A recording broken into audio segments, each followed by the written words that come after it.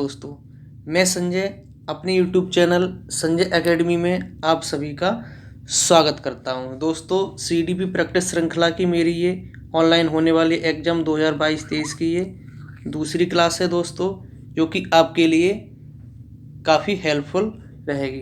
दोस्तों, इसी के साथ आज का पहला प्रश्न दोस्तों देखते हैं। दोस्तों, पहला प्रश्न क्या है? इसी के साथ आज का पहला प्रश्न दोस्तों, पहला प्रश्न से पहले मेरे YouTube चैनल संजय एकेडमी को आप सब्सक्राइब करें, लाइक करें एंड शेयर करें। इसी के साथ दोस्तों आज का पहला प्रश्न देखते हैं। पहला प्रश्न क्या है दोस्तों? पहला प्रश्न है, एक कक्षा में अध्यापिका भिन्न जातियों वाले एक कक्षा में अध्यापिका भिन्न जातियों के समूह वाले अधिगमकर्ताओं के लिए समावेशी वातावरण की रचना कैसे कर सकती है? दोस्तों, प्रश्न दोबारा देख लेते हैं। एक कक्षा में अध्यापिका भिन्न जातियों के समूह वाले अधिगमकर्ताओं के लिए समावेशी वातावरण की रचना कैसे कर सकती है? आइए दोस्तों ऑप्शन देखते हैं। ऑप्शन है दोस्तों, ऑप्शन नंबर ए, अपनी उन अवधारणाओं और पूर्वाग्रहों पर चिंतन करके जो बच्चों के शैक्षिक अनुभव को सीमित करते हैं। ऑप्शन नंबर 2 है दोस्तों, कक्षा में बच्चों के अनुभवों की विविधता को सम्मिलित करके। ऑप्शन नंबर 3 है दोस्तों, संस्था में समानता की मूल संस्कृति पर बल देकर। सही लग रहा है दोस्तों। छात्रों को प्रोत्साहित करके कि भी स्वयं को मानकीय पाठ्यक्रम के अनुकूल बना लेना। ही दोस्तों ये गलत हो जाएगा हमारा, ये गलत हो जाएगा दोस्तों। ऑप्शन ए देखते हैं दोस्तों, अपनी उन अवधारणा और पूर्वाग्रहों पर चिंतन करके जो बच्चों के शैक्षिक अनुभव को सीमित करते हैं। बिल्कुल सही है दोस्तों। ऑप्शन नंबर दूसरा देखते हैं, बच्चों में कक्षा के अनुभवों की विविधता को सम्मिलित करके। बिल्कुल सही है दोस्तों। ऑप्शन नंबर 3 है, संस्था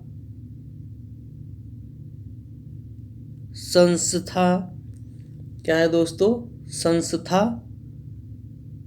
ऑप्शन नंबर 3 है दोस्तों, संस्था में समानता की मूल संस्कृति पर बल देकर। ये भी सही है दोस्तों। छात्रों को प्रोत्साहित करके की भी, ये गलत है दोस्तों। तो प्रश्न नंबर 1 का सही उत्तर हो जाएगा दोस्तों ऑप्शन नंबर 1, 2, 3 पहले में ही है दोस्तों। किस में है? पहले में ही। तो ऑप्शन नंबर ए सही हो जाएगा दोस्तों। प्रश्न नंबर 1 का ऑप्शन नंबर ए सही हो जाएगा दोस्तों। 1, 2, 3 दोस्तों सही हो जाएगा। आइए दोस्तों इसी के साथ अगला प्रश्न देखते हैं क्या है दोस्तों। अगला प्रश्न है प्रश्न नंबर 2, रमनीक की कक्षा में एक दृष्टिबाधित छात्र है। एक समावेशित कक्षा में इस संदर्भ में उसे क्या निर्देशात्मक समायोजन करने चाहिए? देखते हैं दोस्तों क्या है ऑप्शन इसका सही। ऑप्शन नंबर ए देखते हैं क्या है दोस्तों, विविध प्रकार के दर्शनात्मक प्रस्तुतिकरण देकर। दृष्टिबाधित है दोस्तों, आप चित्र ही दिखाएंगे या वीडियो दिखाएंगे दोस्तों, तो ये तो गलत हो जाता है दोस्तों, ये गलत हो जाता है दोस्तों। ऑप्शन नंबर बी देखते हैं क्या है, मुद्रित पाठ्य पुस्तकें उपलब्ध कराकर। नहीं दोस्तों, अगेन फिर गलत हो गया दोस्तों।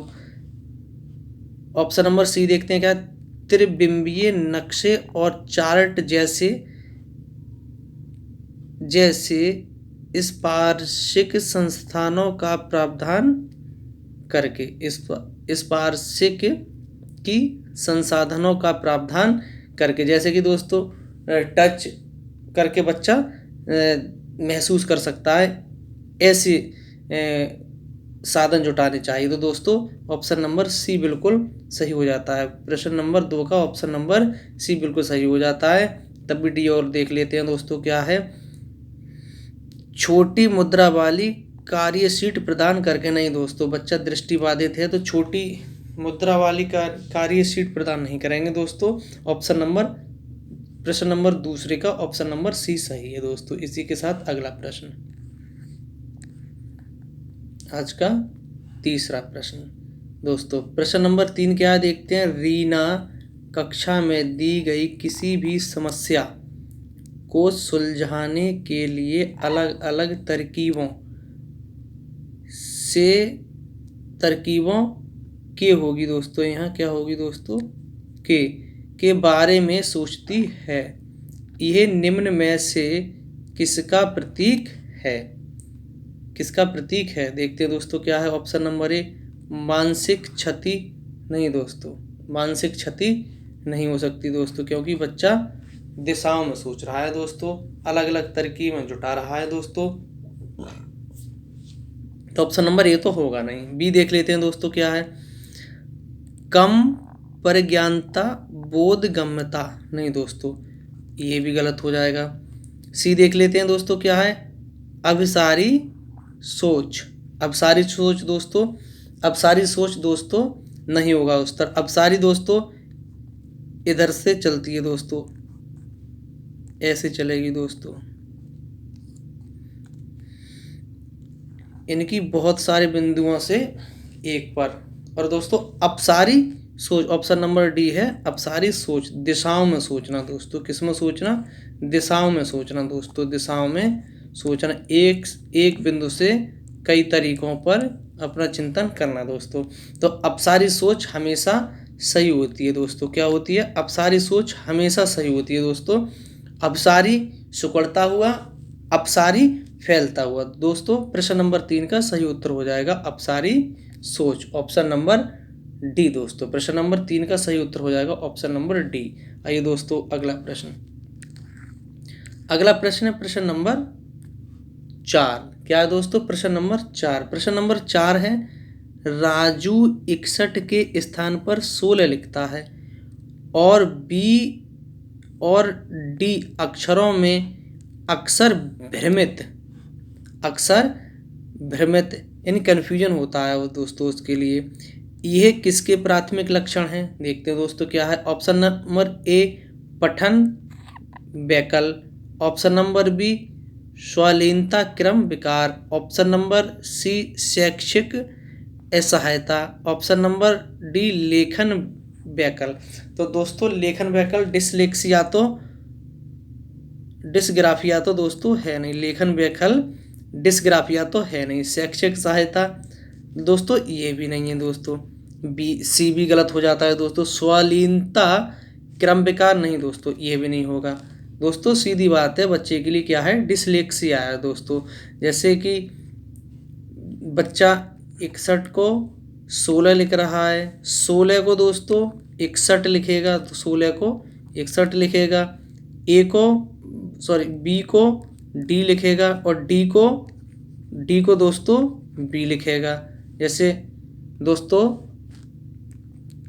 100 को बाज लिखेगा दोस्तों, क्या लिखेगा, 100 को बाज लिखेगा दोस्तों, बाज लिखेगा। तो दोस्तों बच्चे के लिए क्या है, डिसलेक्सिया है दोस्तों, बच्चे को क्या है, डिसलेक्सिया है। तो प्रश्न नंबर 4 का सही उत्तर क्या हो जाएगा दोस्तों, प्रश्न नंबर 4 का सही उत्तर हो जाएगा ऑप्शन नंबर ए पठन वैकल्प डिसलेक्सिया। इसी के साथ दोस्तों अगला प्रश्न, अगला प्रश्न दोस्तों प्रश्न नंबर 5।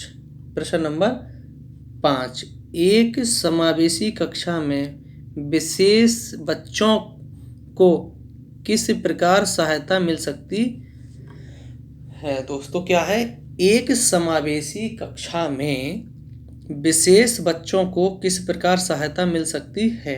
ऑप्शन देखते हैं दोस्तों क्या है। व्यक्ति लक्ष्यों को निर्धारित करके, यानी व्यक्तिगत लक्ष्यों को निर्धारित करके, प्रतिस्पर्धात्मक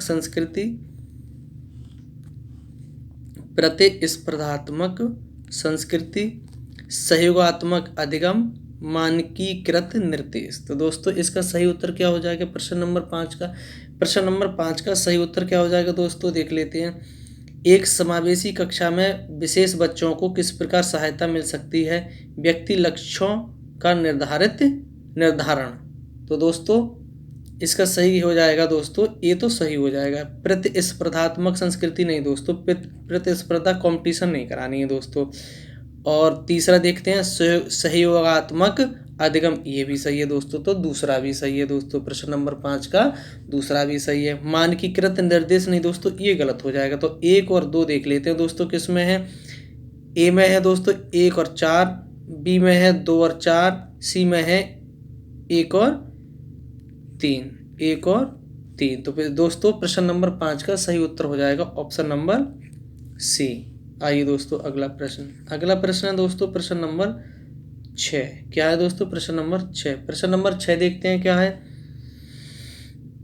एक संरचनावादी परिप्रेक्ष्य में बच्चों को किस प्रकार समझा जाता है? एक संरचनावादी परिप्रेक्ष्य में बच्चों को किस प्रकार समझा जाता है? ऑप्शन नंबर ए है निष्क्रिय प्राणी के रूप में। नहीं दोस्तों, बच्चे कैसे होते हैं? सक्रिय होते हैं दोस्तों। कैसे होते हैं? सक्रिय होते हैं दोस्तों। ऑप्शन नंबर बी छोटे वयस्कों के रूप में। छोटे वयस्कों के रूप में। नहीं दोस्तों, ये भी नहीं होगा दोस्तों। ऑप्शन नंबर सी दुष्ट जीव के रूप में जिन्हें सभ्य बनाने की जरूरत है।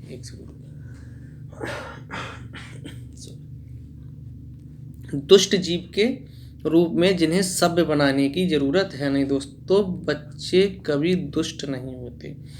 ऑप्शन नंबर डी देखते हैं दोस्तों क्या है। ऑप्शन नंबर डी है अपने पर्यावरण को समझने की उत्सुकता लिए हुए। बिल्कुल सही उत्तर हो जाएगा दोस्तों प्रश्न नंबर 6 का ऑप्शन नंबर डी सही है। अपने पर्यावरण को समझने की उत्सुकता लिए हुए। दोस्तों अगला प्रश्न है प्रश्न नंबर 7। प्रश्न नंबर 7 है दोस्तों बच्चों की असफलता के संदर्भ में निम्न में से कौन सा कथन सही है? बच्चों की असफलता के संबंध में दोस्तों कौन सा कथन सही है देखते हैं दोस्तों। ऑप्शन नंबर ए बच्चों की असफलता का गुणारोपण हमेशा उनके आनुवंशिक दोषों को किया जा सकता है। नहीं दोस्तों, बिल्कुल नहीं किया जा सकता दोस्तों। ऑप्शन नंबर बी देखते हैं क्या है दोस्तों। बच्चों की असफलता का कारण व्यवस्था द्वारा बच्चों की व्यक्तिगत जरूरतों को अनदेखा करना है। बिल्कुल सही लग रहा है दोस्तों। तब भी सी और डी और देख लेते हैं। वे बालक जो कभी स्कूल नहीं गए हैं अपने बच्चों की शिक्षा में रुचि नहीं रखते। वे बालक जो कभी स्कूल नहीं गए हैं अपने बच्चों की शिक्षा में रुचि नहीं रखते हैं। नहीं दोस्तों, ये भी गलत हो जाएगा दोस्तों, ये भी गलत हो जाएगा। ऑप्शन नंबर डी देख लेते हैं। हाशिए पर रहने वाले समुदायों के बच्चे अकादमिक असफलता प्राप्त करने में सक्षम नहीं है। नहीं दोस्तों, ये भी गलत हो जाएगा। एक ही ऑप्शन बचा ऑप्शन नंबर बी। प्रश्न नंबर 7 का सही उत्तर है ऑप्शन नंबर बी दोस्तों। आइए अगला प्रश्न है दोस्तों प्रश्न नंबर 8। प्रश्न 8 क्या देखते हैं दोस्तों। प्रश्न नंबर 8 है प्रश्न नंबर 8 एक शिक्षिका अपनी प्राथमिक कक्षा में अर्थपूर्ण अधिगम को कैसे बढ़ावा दे सकती है? प्रश्न है दोस्तों एक शिक्षिका अपनी प्राथमिक कक्षा में अर्थपूर्ण अधिगम को कैसे बढ़ावा दे सकती है? ऑप्शन नंबर ए है वेधन तथा अभ्यास द्वारा। प्रतिस्पर्धा को बढ़ावा देकर। नहीं दोस्तों, ये तो होगा नहीं, बी तो होगा नहीं दोस्तों। 8 का बी तो हो नहीं सकता। वेधन और अभ्यास ड्रिल एंड प्रैक्टिस। नहीं दोस्तों, ये भी नहीं होगा। विषय वस्तु का विद्यार्थियों के जीवन के साथ संबंध स्थापित करके। विषय वस्तु का विद्यार्थियों के जीवन के साथ संबंध स्थापित करके। बिल्कुल सही लग रहा है दोस्तों। तब भी डी और देख लेते हैं। अधिगम की छोटी छोटी उपलब्धियों के लिए पुरस्कार देकर। नहीं दोस्तों, बार बार पुरस्कार नहीं देना है दोस्तों। तो प्रश्न नंबर 8 का सही उत्तर हो जाएगा ऑप्शन नंबर सी विषय वस्तु का विद्यार्थियों के जीवन के साथ संबंध स्थापित करके। ऑप्शन नंबर सी सही हो जाता है दोस्तों। आइए अगला प्रश्न है प्रश्न नंबर 9।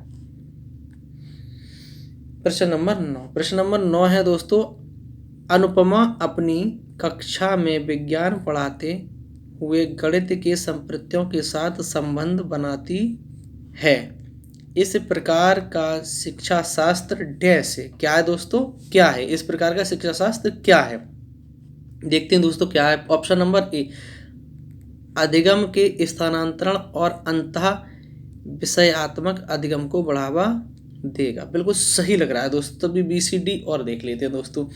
ज्ञान के अर्जन में रुकावट उत्पन्न करेगा, नहीं दोस्तों ये तो गलत हो जाएगा। अधिगम के रुकावट उत्पन्न करेगा क्योंकि ये छात्रों के बोझ को बढ़ाएगा, नहीं दोस्तों ये भी गलत हो जाएगा। डी और देख लेते हैं क्या है दोस्तों, छात्रों में भ्रांतियों को बढ़ावा देगा, नहीं दोस्तों भ्रांतियों को बढ़ावा क्यों देगा दोस्तों?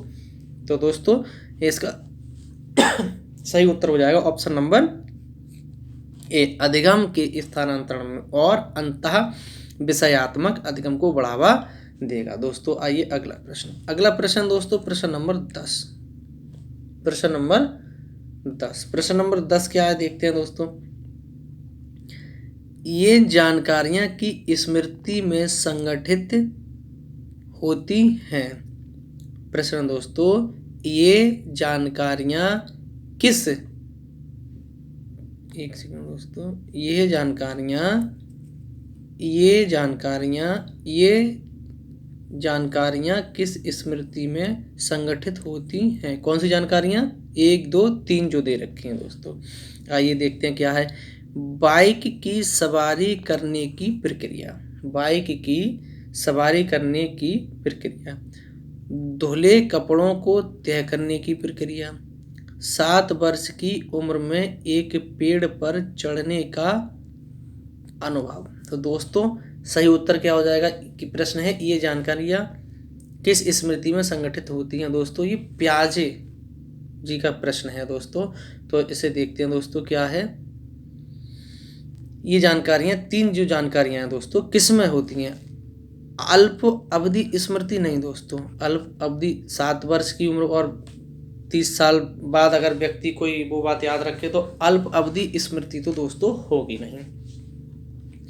ऑप्शन नंबर बी है दीर्घ अवधि स्मृति, बिल्कुल सही दोस्तों। प्रश्न नंबर 10 का ऑप्शन नंबर बी सही हो जाएगा। सी डी और देख लेते हैं। संवेदिक नहीं दोस्तों, ऐसा कुछ नहीं है। कार्यकारी ये भी कुछ नहीं है दोस्तों। तो प्रश्न नंबर 10 का सही उत्तर हो जाएगा ऑप्शन नंबर बी, दीर्घ अवधि स्मृति। आइए दोस्तों अगला प्रश्न है प्रश्न नंबर 11। प्रश्न नंबर 11 है दोस्तों, देखते हैं क्या है। निम्नलिखित कथनों में से कौन सा कथन बच्चों की त्रुटियों को समझने के लिए सही नहीं है? प्रश्न है दोस्तों, निम्नलिखित कथनों में से कौन सा कथन बच्चों की त्रुटियों को समझने के लिए सही नहीं है? दोस्तों हमारे लिए नहीं पर ध्यान देना है दोस्तों। किस पर ध्यान देना है? नहीं पर ध्यान देना है दोस्तों हमारे लिए। देखते हैं क्या है, ऑप्शन देख लेते हैं क्या है। यह कक्षा में छात्रों के ग्रेड और पदों को निर्धारित करने में मदद करता है। क्या दोस्तों? मदद करता है। बी देखते हैं क्या है दोस्तों। शिक्षक को छात्रों की अवधारणात्मक समझ से अवगत कराता है। ये तो सही है दोस्तों, तो इसीलिए गलत हो गया दोस्तों। सही है इसीलिए गलत हो गया दोस्तों, गलत हो गया। सी देखते हैं। शिक्षण अधिगम प्रक्रिया में त्रुटि की समझ सार्थक है क्योंकि ये अधिगम प्रक्रिया का सहज हिस्सा है। बिल्कुल सही दोस्तों, तो इसीलिए गलत होगा क्योंकि हमसे नॉट पूछा है। क्या पूछा है दोस्तों? नहीं पूछा है दोस्तों। डी देख लेते हैं दोस्तों क्या है। यह बच्चों की सोच में अंतर्दृष्टि प्रदान करता है। बिल्कुल सही है दोस्तों, इसीलिए गलत हो गया।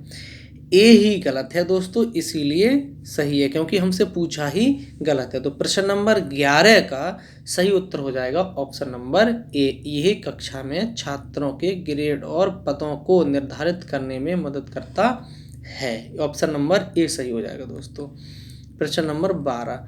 प्रश्न नंबर 12 देखते हैं क्या है दोस्तों। प्रश्न नंबर 12 है, प्रश्न नंबर 12 है, किस प्रकार की प्रेरणा उन गतिविधियों से जुड़ी हैं जो अपने आप में आनंददायक व संतोषजनक है। प्रश्न दोस्तों, किस प्रकार की प्रेरणा उन गतिविधियों से जुड़ी है जो अपने आप में आनंददायक व संतोषजनक हैं। ऑप्शन देखते हैं दोस्तों क्या है। आंतरिक अप्रेरणा, गुण विषयक अप्रेरणा, नहीं दोस्तों ये तो गलत हो जाएगा। बाह्य अप्रेरणा, ये भी गलत हो जाएगा दोस्तों। स्थिति विषयक अप्रेरणा, ये भी गलत हो जाएगा दोस्तों। तो प्रश्न नंबर 12 का सही उत्तर हो जाता है दोस्तों ऑप्शन नंबर ए, आंतरिक अप्रेरणा। ये बच्चा क्या है दोस्तों, आंतरिक रूप से अप्रेरित है। आइए दोस्तों अगला प्रश्न है दोस्तों प्रश्न नंबर 13। प्रश्न नंबर 13, शिक्षिका की अपने विद्यार्थियों से अपेक्षाएं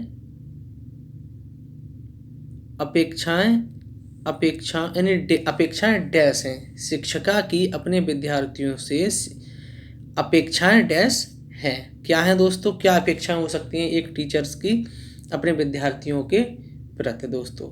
देखते हैं क्या है। ऑप्शन नंबर ए, उनके अधिगम पर महत्वपूर्ण प्रभाव डालती हैं। उनके अधिगम पर महत्वपूर्ण प्रभाव डालती हैं। का विद्यार्थियों के अधिगम से कोई सह संबंध नहीं है। नहीं दोस्तों, गलत संबंध है दोस्तों। ऑप्शन नंबर सी देखते हैं। सी क्या है, विद्यार्थियों के अधिगम और उनकी स्वयं की क्षमता पर किसी प्रकार का प्रभाव नहीं डालती। नहीं दोस्तों, यह भी गलत हो गया, प्रभाव डालती हैं। ऑप्शन नंबर डी देखते हैं क्या दोस्तों, बच्चों के अधिगम के लिए एकमात्र निर्धारक है। नहीं दोस्तों, एकमात्र नहीं है दोस्तों, तो डी भी गलत हो जाता है। एक ही ऑप्शन बचता है दोस्तों 13 का, ऑप्शन नंबर ए दोस्तों। प्रश्न नंबर 13 का ऑप्शन नंबर ए सही है, उनके अधिगम पर महत्वपूर्ण प्रभाव डालती हैं। आइए दोस्तों अगला प्रश्न है प्रश्न नंबर 14। प्रश्न नंबर 14 देखते हैं दोस्तों क्या है। बाल केंद्रित कक्षा का सृजन कैसे किया जा सकता है दोस्तों। चाइल्ड सेंटर्ड क्लास का प्रश्न है दोस्तों।